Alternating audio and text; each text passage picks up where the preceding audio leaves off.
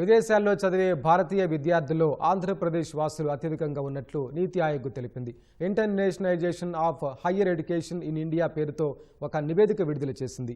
2016లో 46,818 మేర ఉన్న ఏపీ విద్యార్థుల సంఖ్య 2018 నాటికి 62,771కి పెరిగినట్లు వెల్లడించింది.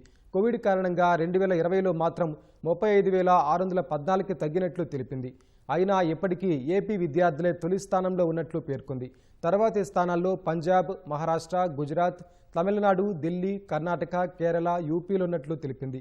2024 లెక్కల ప్రకారం మొత్తంగా 13.35 లక్షల మంది విదేశాల్లో చదువుతున్నారు. ఇందులో 8.5 లక్షల మంది అమెరికా, బ్రిటన్, కెనడా, ఆస్ట్రేలియాల్లోనే ఉన్నారు. మన దేశంలో చదువుకోవడానికి విదేశాల నుంచి సగటున ఒక విద్యార్థి వస్తుంటే 28 మంది భారతీయ విద్యార్థులు బయటికి వెళ్లిపోతున్నట్లు తెలిపింది. 2011 నుంచి ఇప్పటి వరకు 16 లక్షల మంది భారతీయ పౌరసత్వాన్ని వదులుకున్నారు. వీరిలో అత్యధిక భాగం ఉన్నత విద్య కోసం విదేశాలకు వెళ్లిన వారేనన్నది అంచనా. ఈ పరిస్థితులను మార్చాలని విదేశీ విద్యార్థులు పెద్ద ఎత్తున భారతీయ విశ్వవిద్యాలయాల్లో చదివేలా ఆకర్షించాలని నీతి ఆయోగ్ పేర్కొంది. కోల్కతాలో, హైదరాబాద్లో పెద్ద సంఖ్యలో ఉన్నత విద్యా సంస్థలు ఉన్నప్పటికీ ఈ రెండు రాష్ట్రాలు విదేశీ విద్యార్థుల్ని ఆకట్టుకోవడంలో వెనకబడినట్లు వెల్లడించింది.